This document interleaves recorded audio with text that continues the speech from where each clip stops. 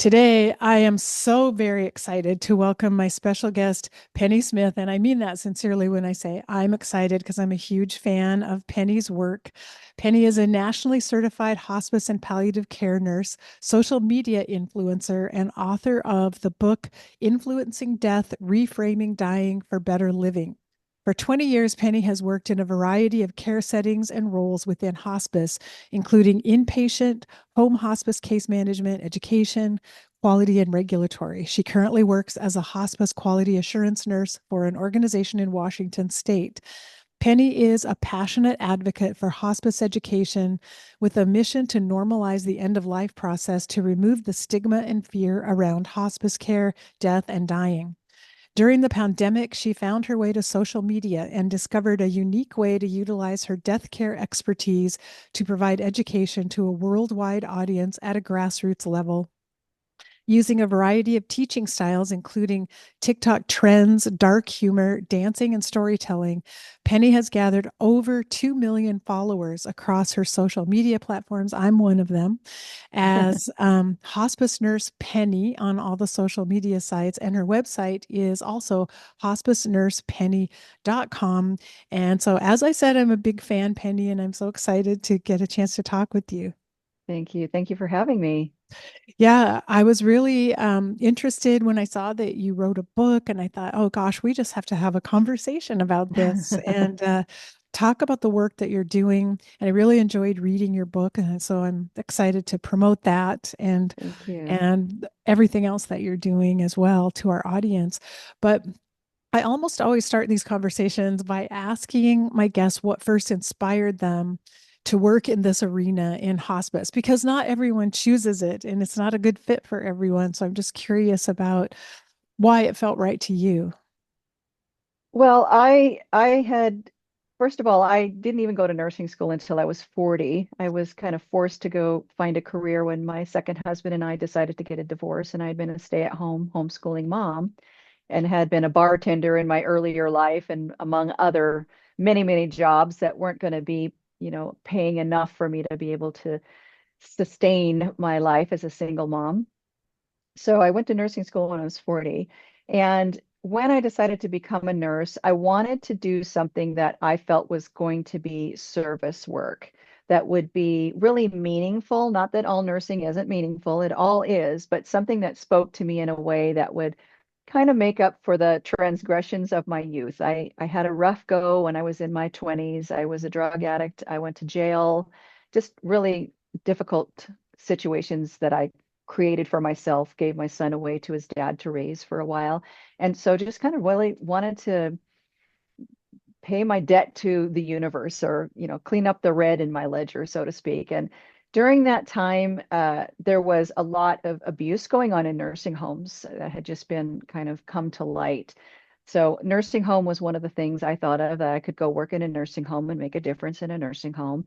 But also my husband at the time, his stepmother had got cancer the year before and died on hospice. She had been in a hospice care center and then she went home on hospice for a while and then back to the hospice care center.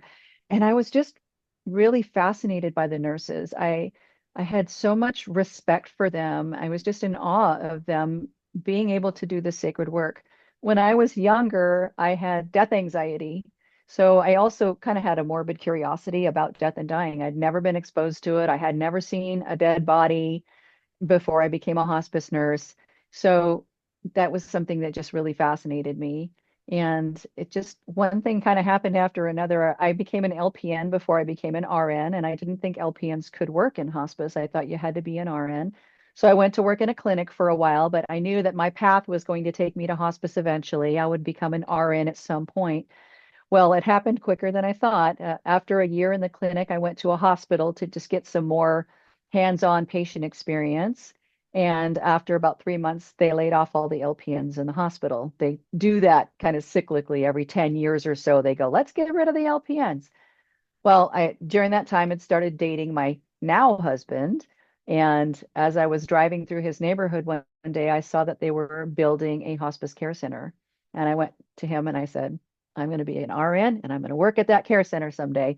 When I got laid off, I thought, you know what? I'm just going to go and see if they're hiring. And they were, and they hired me. And pretty much all I ever did since then is be a hospice nurse.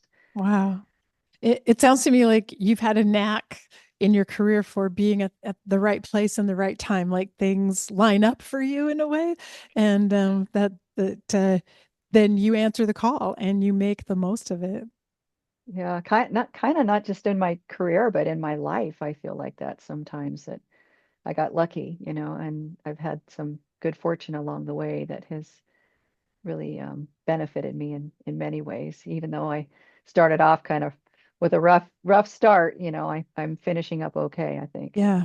One of the things that's so unique about your book, and I really love the how skillfully you've written it, is that you weave together stories of your past with stories of your patient, and oftentimes there's this echo in a way of something you learned or something you experienced in the past that you now see unfolding in a patient. And I wanted to ask you about that, about how you've utilized sort of the challenges that you already alluded to from your 20s and 30s in your work in hospice and what you've learned through all that. Well, so as you said, not everybody is cut out for hospice nursing, and I often have felt like being a bartender in the past helped me to deal with some of the emotional trauma that's going on with my patients and their family, the distress.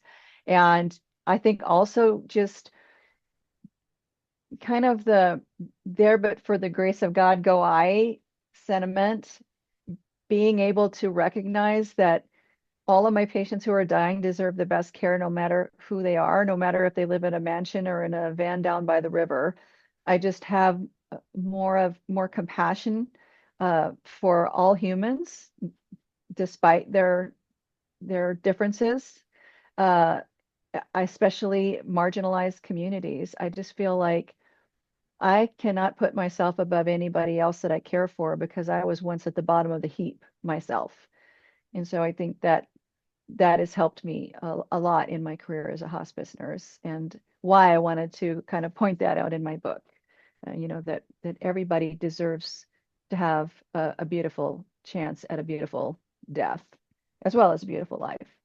And hospice is so unique in medical care, at least when you make home hospice visits, you definitely enter into the patient's world their whole life, and you see it around you. And it's so important to maintain compassion and not have judgment and be able to receive and accept like whatever the living conditions might be in a patient's home and still meet them where they are and come in and bring what they need. Yeah, and the beauty of that is having that ability to kind of overlook the things that are there. We see, the multiple animals in the animal hoarder house, or the family dysfunction, to be able to kind of overlook that and see the people like who they are at their core, and not be judgmental about all of that is really a wonderful experience to be able to do that. And I mean, from your writing, from reading this book, you're very courageous in terms of being vulnerable about your own story and really just sharing in a kind of wide open, raw way everything that you've been through, which I admire so much. But it shows me that you don't walk in the door with a pretenses or a facade that you're trying to keep up. You're just you, you're just real and authentic. And I think that is what benefits patients the most. Thank you. Yeah, and that's been my goal ever since. I mean, that is who I am, and it's who I've been with my patients, but also going on social media, that has been kind of my goal too, is to be authentic, because we know that not everybody is who they appear to be on the internet. They're not always who you think they are, and it's always disappointing to find out that somebody that you really admired, or who you thought was being truthful, wasn't. And because I am trying to teach people to not fear death, I'm trying to debunk these myths, some of them really egregious, that are out there about hospice. I want to be trusted. I want people to trust me. And so I have felt that giving a part of myself allows them to trust me. And I did the same, with my patients, to probably to a lesser degree. I didn't tell them I was an alcoholic and a drug addict, but I would share a little bit about my own life, because I felt like it, it was it developed a better interpersonal relationship, and they trusted me. And so that's why I've done that on social media and in my book. I've wanted people to really know that when I say that you don't need to be afraid of death and dying, that the things that you see with a dying person are normal and nothing to fear, that they can trust me, that I'm telling the truth. And it's just so important because, as you pointed out, death and dying already have suffered from too many false images and myths and stories. And in all of our movies, Yes. movies and Yeah. television shows being misrepresented, people are very confused. And so Yeah. when they listen to you and watch what you say, it's just so clear that you're telling the truth and you are telling it like it is to them. And I think that I'm sure that's been part of your success on social media. Well, I think probably because I started working in hospice care centers as a hospice nurse, where people who are acutely sick are coming to get their symptoms managed, and with the intent of returning them back to home. But people who are close to the end of life, especially if they have cancer, will often have an exacerbation of symptoms that need to be managed. So the majority of the patients that came to the care center died at the care center. And so it was fast, turnover would happen quite fast. People were coming in and they were dying quickly. And sometimes there had not been any conversation about what was really happening. And there's no time to mince words.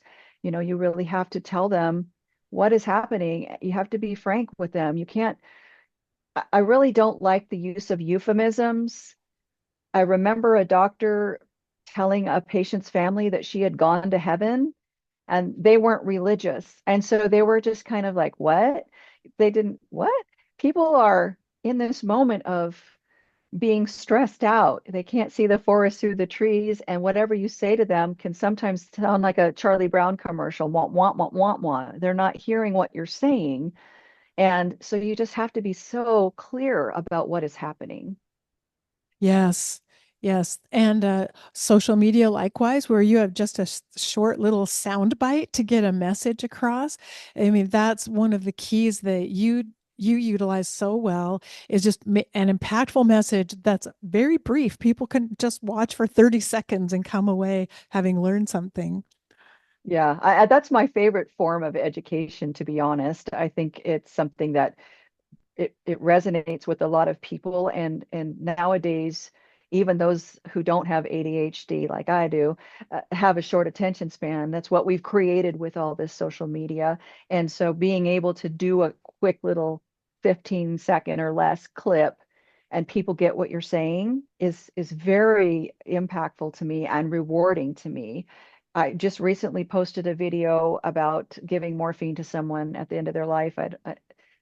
I post many of those about morphine, and that it didn't kill the person, that there's always going to be a last dose of medication. And somebody said in the comments that that video had really helped her be overcome the guilt that she had over giving her person morphine at the end of life. So just a little tiny, quick little video, and the response.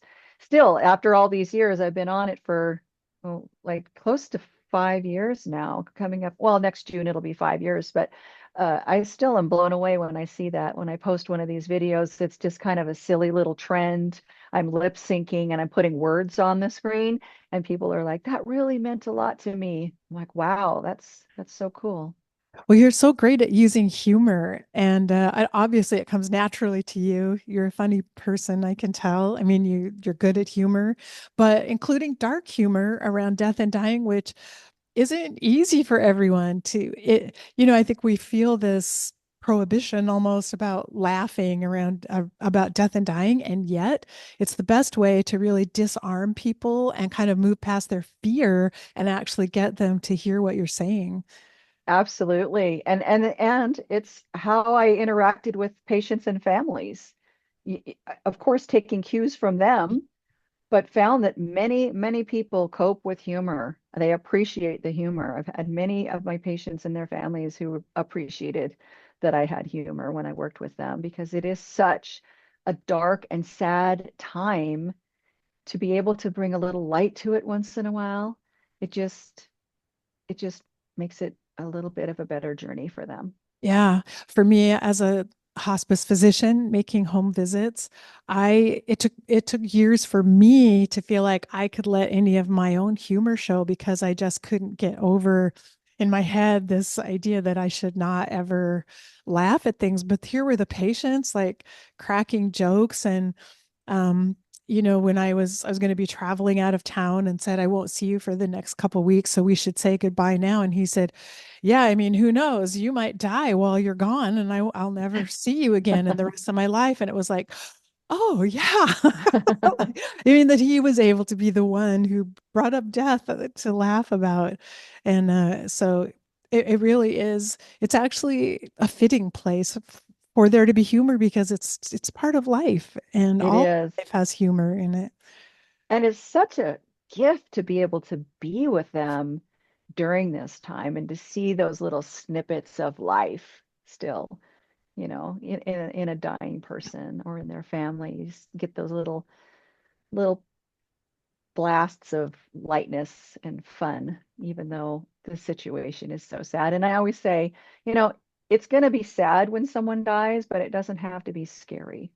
It can be a beautiful experience. It can be sad and beautiful at the same time. Those things are not mutually exclusive. Yeah.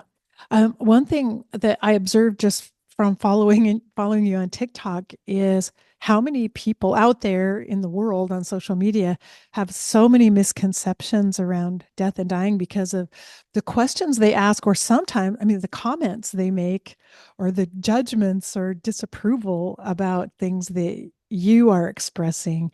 And so I'm curious about what you've seen and your thoughts about how social media can be helpful at educating people. Well, well, first let's talk about the first part of that, and that is the misconceptions and the hate out there, Murdered by Hospice Facebook group with a couple thousand members. I think people can grieve and they can sometimes say things that are inappropriate out of their grief or their ignorance, but sometimes they take it too far. And that would be that particular group who's just really a bunch of conspiracy theorists, anyways, in my mind. But I think for those who truly had an experience that they felt was not optimal, I think my videos can help sometimes with the education in situations where someone thought their person was suffering because they had agonal breaths at the end of their life. And when I say that's normal, people do, that does not mean they're suffering. We see these respiratory patterns change all throughout the dying process. And as long as that person is comfortable, looks comfortable, they're relaxed, their face is relaxed, then we don't have to worry that they're suffering. We see this with everybody who dies a natural death. It's normal, and that can really help them. Again, it's like these little I did this little video where the music was "It's Just Water, It's Just Water." It was a dumb song. It's just water. I don't even know who sings it. And this was early on when I first got into TikTok, and I'm just dancing around lip syncing it. And the words I'm putting up are something to the effect of, "A dying body doesn't need fluids." And the person's not going to die of dehydration. They're going to die from their disease. And somebody wrote in the comments that that video helped relieve the guilt she had for 15 years over not asking for IV fluids for her dad when he was dying. Mm. And so it's Wow. just, I think after the fact, it helps for people before the fact to tell them all this stuff. It helps during. If they're experiencing this with their person now on hospice, it helps them, but it also helps people 15 years after the fact when they carried all this guilt because they saw something or they didn't do something that they thought they should have done, and they find out that they did the right thing after all. Or that if they did the wrong thing, it wasn't their fault. It was that they didn't know what they didn't know and they didn't have anybody telling them any different. That's so true. And as you just pointed out, I mean, I often think, oh gosh, if we were doing a better job of educating people in general in the first place, they wouldn't go through this agony of not understanding what's happening with their loved one. But people can't necessarily listen or learn what you're telling them until they're in that very situation, in that moment. And if there's no hospice staff member by their side to say, this is what's happening right now, they draw their own conclusions and they make their own assumptions and they never get those clarified. Right. And don't you think if this conversation started earlier and more people were saying the same thing, it would be easier for them to hear those things, right? Yes, But the first definitely. time they're hearing it is when it's happening, and they're so stressed out about what they're seeing that it doesn't reach them. But if they knew all along that there were these things that could be happening, it would be so much more helpful to them.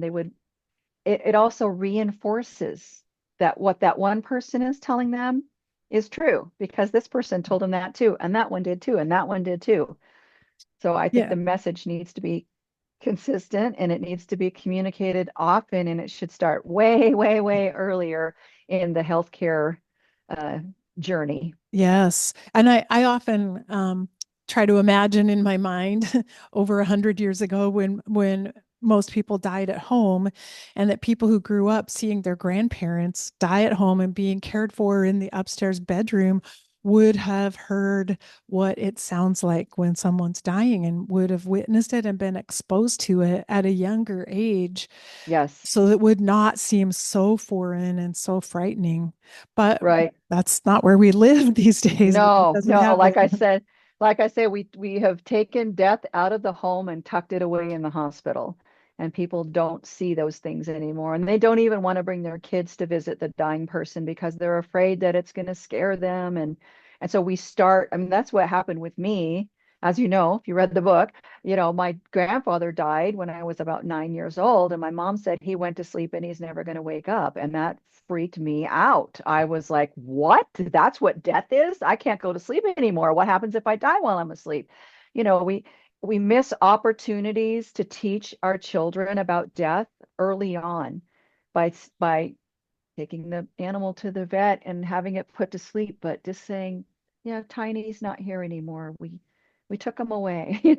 It just Yes. it when even I love this video. There's this woman on social media who does kids books. And she did a video one time about showing a dead fly and talking about how you can use a dead fly to teach your children about death. The fly isn't moving anymore. It's not flying around. It's not going to eat. It has died. It's not asleep. It's dead. And I just love that, that we can use these opportunities. And we see dead things all the time. I mean, where I live, I see dead things all the time because I live in a very rural area and there's deer by the side of the road. And there's always opportunities, dead flowers, to be able to talk about death with kids, but we shelter them from that. And then that's how we create death anxiety and the inability for people to really want to learn or know more about death. Yeah, and it's so interesting, even in medical education, as a doctor, I can say the patients I had seen die were always patients in a code receiving CPR in the hospital. That was my experience with death, which was horrible and traumatic.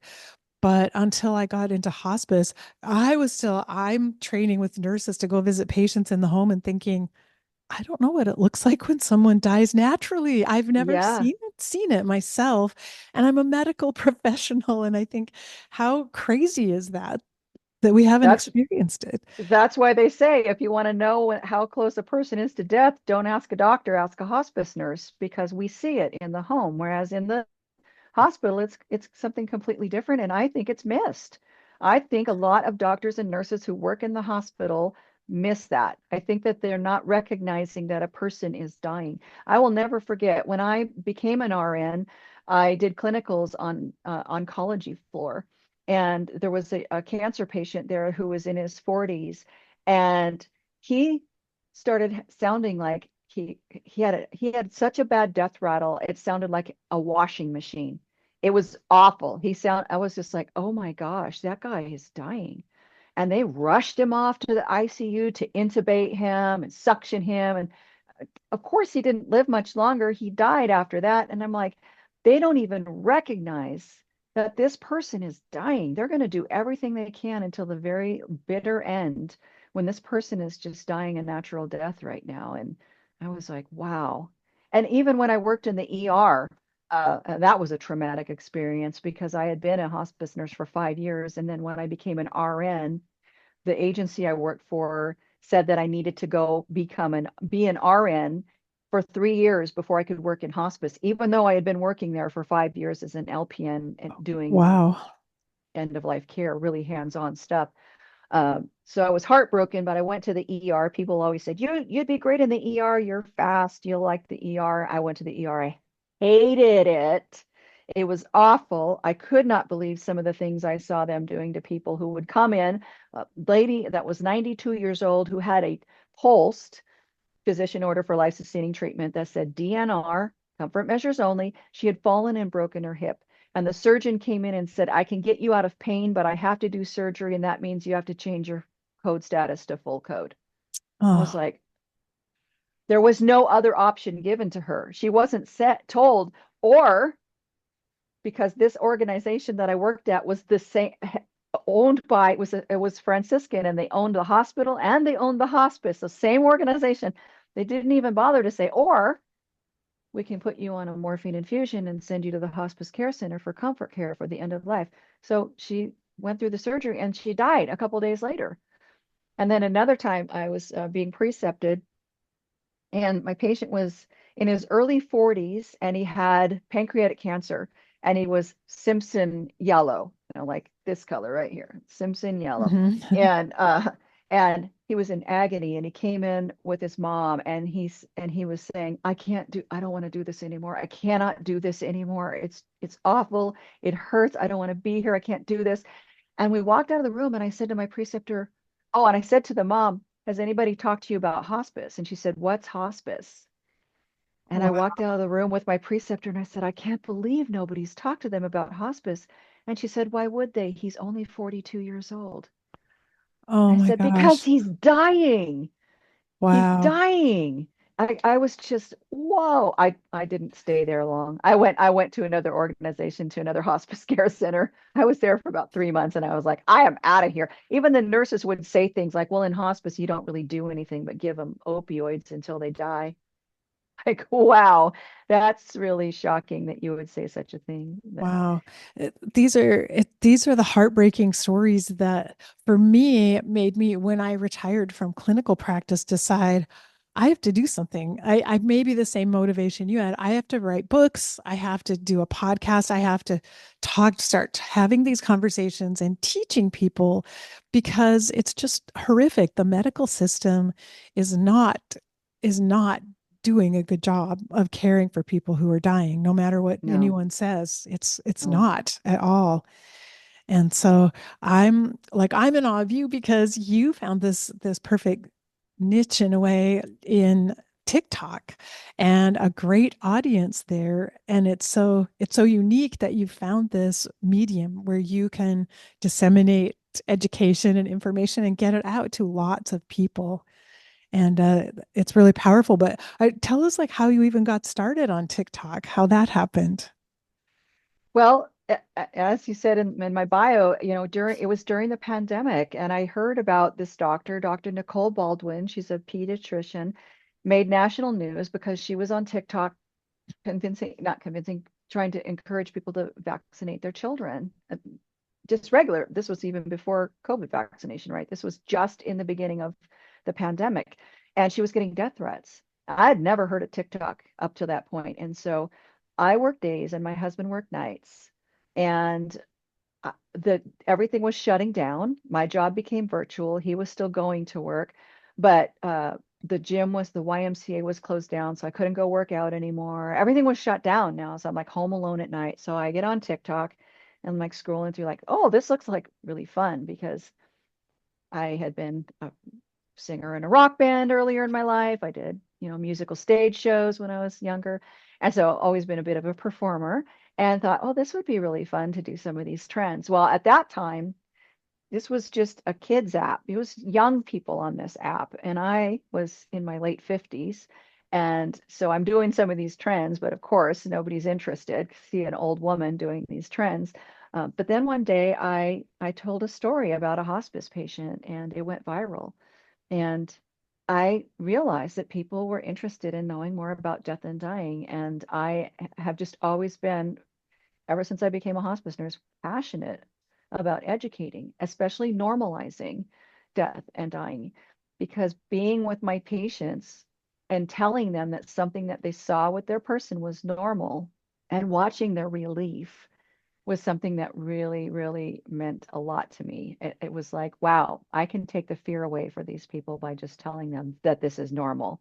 And so I just started doing that on TikTok, but I still have that, creative streak in me and still wanted to do the trends and everything and thought, well, how can I translate, education or normalizing death and dying into these trends and then just kind of figured out how to do that and people really like it. One of my highest viewed videos was one where I was pretending that I was dead to show people what a dead person looks like. When people think it looks like this, like we were saying, with their eyes closed and they're all peaceful looking, and that's not how they look at all. And so I did the video with the mouth open, eyes open, yellow filter on to make my skin look different. And uh, people loved it. They were like, wow, that's exactly what my grandma looked like, you know? Wow, it's amazing how you just tapped into this unmet need in this population, and it tells us that people of all ages and all social settings and all levels of education, wherever they are, need and want more information about Yeah, end of life issues. And it seems like they're hungry for it, actually. But somehow I mean, I feel like it's happening now with you and other social media influencers. We're starting to reach more people and making changes there. But I just want to say, I think there's room for everyone in this field, excuse me, to start speaking up and, sorry again,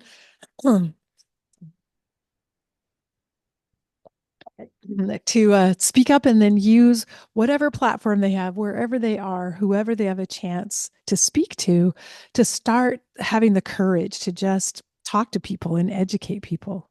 yeah, yeah, I agree. And I've been asked often, have I seen a difference in 20 years in how people perceive hospice and death and dying? And I would say probably the biggest difference I've seen started right around the time of the pandemic.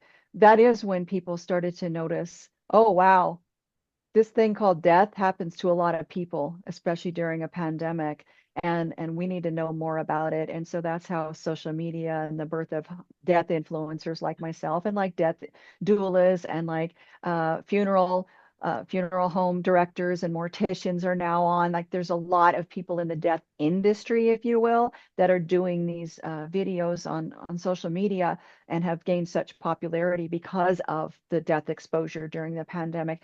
But also there's death cafes now. There's death over drafts. You go to a brewery and you drink beer and you all talk about death and dying. And so there is a movement. I believe there is a movement it's very grassroots still, but it's starting to be bigger, and people are becoming armed with information that they need to be able to ask for hospice, to be able to ask for palliative care if that's available.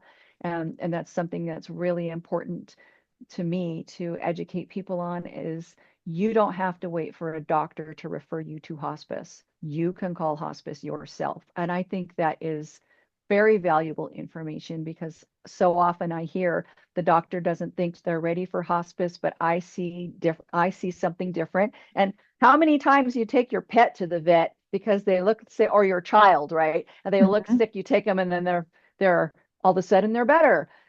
Same thing. The doctor sees them for 20 minutes in the office and says, I don't think they're ready for hospice. And the family's like, they're having a good day today, but every other day it's not like this. And so I think that is a really valuable part of the Medicare hospice benefit is that people can self-refer. And I always want people to know that. And I want them to know that they can choose their hospice. They don't have to go with the one if they were referred to. They don't have to go with that one, and that they can transfer their hospice, that they don't have to settle for subpar care from a hospice agency. Talk to the manager. If they're not willing to make it better, hopefully there's another hospice that serves your area and you can transfer to a different hospice. And from the stories you've heard, it's clear that not all hospices are alike and not all care is the same quality. And it seems like you do a good job of letting people know what they should expect from a hospice too, and what's appropriate care, what may be less quality care.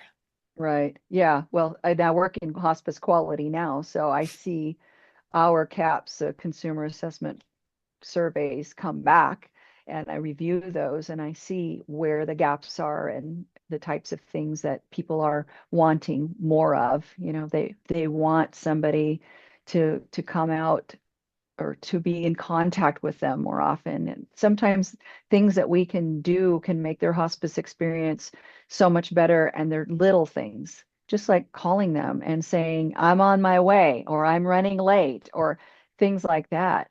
That can make a person's experience better.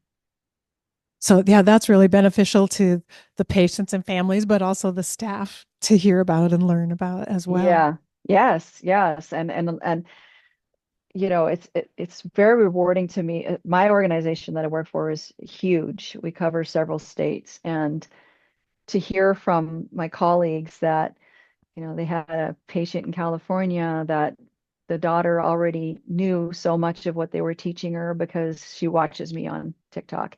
Or in Oregon, one of my colleagues is orienting a new hospice nurse who became a hospice nurse because she follows me on TikTok.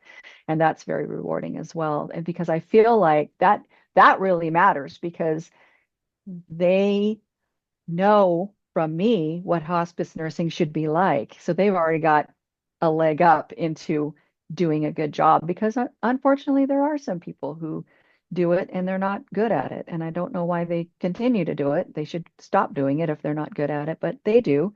In all healthcare, you're going to run into that. But it's Sure. especially sad to me when it's hospice, because we don't get any chances for do-overs. We get one chance to get it right. Exactly. And we see the devastating consequences and even the ripple effect of that, which is that's kind of what you hear, all the fallout from that when there is a case that doesn't go well and someone doesn't get the care they should have received. Yeah, absolutely. It's more than just a bad customer service experience. It's a bad life experience. It lets them believe that death is horrible and it's always going to be horrible and people are going to suffer at the end, and they don't want hospice because hospice made their person suffer or cause them to die faster or whatever. So yeah, it's not like, you bought a candy bar at Walmart and it was expired. It's not Yeah. like that. It's so much more impactful, in their Yes. life. It's Yes. a huge deal. So it's important that we get it right. Yes, definitely. Well, I wanted to ask about the book and then how that fits in and when you got inspired to write the book. So I started writing when I was a lot younger. My mom used to say, "You have a book in you." She would say that to me, "You have a book in you," because I just had all these things that happen in my life that are kind of crazy. The website, you read about my website that I Mhm. started when I was in nursing school. And when I worked in hospice, I was so moved by these experiences that I was having that I wanted to write about them. And I started writing some stories at that time. So some of the stories in my book are really old. They're, 18, 19 years old from when I started working in hospice. I hated the way that death is portrayed on TV. I think it's awful how they portray death, and I've seen what it does firsthand in real life to our patients who are shocked when they see their dead person and don't expect them to look like that. And about 2018, I found on Amazon that they had this uh, amateur screenplay submission process Mm. that you could do. And they had an actual like website with the formatting template and everything. And you could type your thing into there and it would format the screenplay. And I thought, you know what? There's nothing good on TV about hospice, nothing realistic. I should write a screenplay. Well, I started writing it, and then Amazon got rid of that program. I was like, ah. So I shelved it for a while. And then when I got on TikTok, and after I had about 100,000 followers, people were always commenting to me, you should write a book. You should write a book. And I'd say, well, I actually have started writing a book. And I realized that maybe I could write a book and people would buy it. And I wanted it to be something that was not just a handbook about death and dying, because there are several of those types of books out there, like what death and dying is and what hospice is. And I didn't want it to be that. I wanted it to be something that would be more inclusive of the stories and experiences that I had, including it as it morphed and I got bigger and bigger on social media, my experience with social media and educating about death and dying. And so it just kind of, as I shared my life on TikTok, like I said, I want people to trust me. So I'm talking about my sober journey on TikTok and realize that people are interested in that. And also that people want to know, why did you become a hospice nurse? Like what makes you tick as a human and what made you become a hospice nurse? Just started thinking that I wanted my book to include all of those things, to be, what drove me to become a hospice nurse, what my life was like that caused me to want to do that, and what it was like to be a hospice nurse, but also to have educational components to it as well. So it's got a little bit of everything. It's a perfect combination. And, I always think true wisdom has to be learned. You learn it through your life experience. And so I sometimes, when I hear people who want to share wisdom in their books, but they don't tell us anything about, well, how have you lived your life? What happened in your life? Where did the wisdom come from? I always feel like something's missing. And so I love it that you've included your journey and incorporated it all. So we get this glimpse into everything that makes you who you are.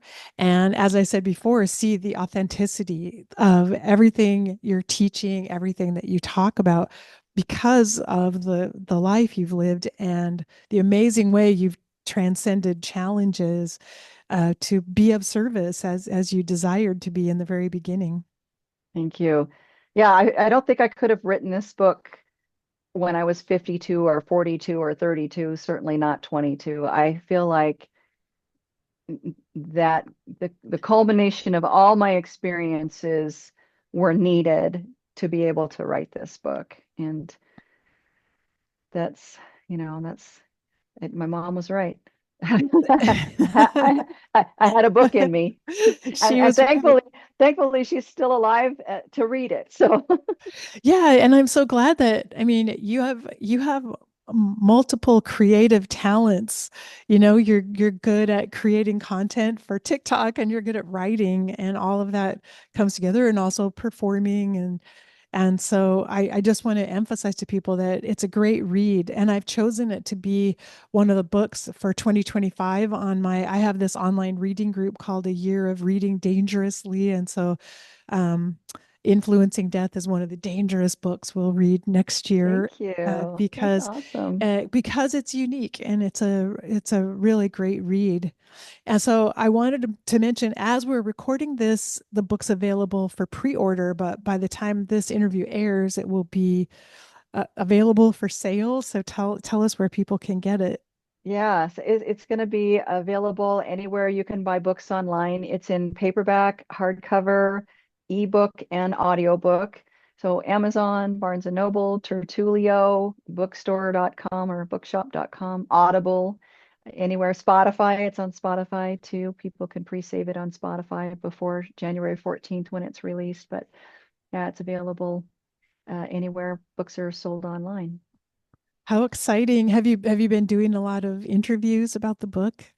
Yes, yes. I have three today. You're my second. Oh my So yeah, gosh. I've been Wow. I've been doing a lot. It's kind of like good that I only work 3 days a week right now because the other days are filled with me doing podcasts and yeah, And that's been what other things do you envision? Are you're going to stay on social media, I imagine, because it seems like that's a really fun creative outlet for you.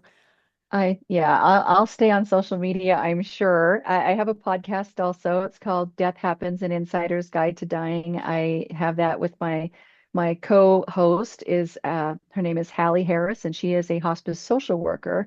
So it's Mm. kind of a good combination for us to be um, doing on our podcast. And I also do keynote speeches too. So that's something I really enjoy doing is keynote speeches. I will be retiring from my organization April 1st. When Oh, I told my wow. boss, she thought I was kidding. I said, no, I really am. And I'm hoping to, at some point, possibly late summer, start doing per diem hospice nursing. I live in a very, very small town in a very sparsely populated county in Eastern Washington. And there's in Washington State, you can only have a hospice agency if you get a certificate of need from the state. So that prevents everybody from opening up hospices all over the place. That's the upside. The downside is there's one hospice agency that serves my county, and they are not the agency I work for. Mm, So I will probably be going to them to see if I can do hospice nursing just kind of per diem in my area. I'd like to do mm. that. I've thought about kind of the death doula thing, just supporting people in my area uh, informally. I have a neighbor whose husband has cancer. He's not on hospice yet, but I anticipate that will be happening probably in the near future. And so I've been supporting her and kind of want to do that type of thing still. I think that's the next frontier for hospice, really, is rural America, who so many people don't have access to hospice care or palliative care. And some now I'm hearing even healthcare in general, many people Yeah, are live 100 miles away from the nearest clinic to go to. So it's yeah, huge need. yeah. And the agency that serves this county is in Spokane. It's 3 hours away from here. So, Wow. yeah.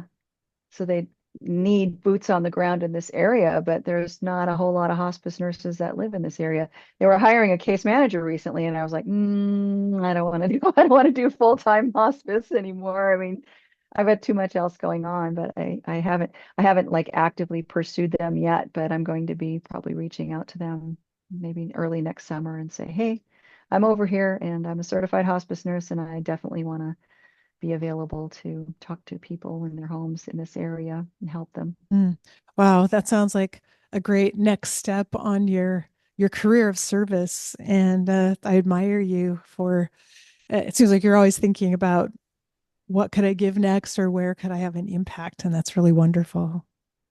Yeah. And sometimes things just happen too, you never know what doors are going to open for you as you go through life.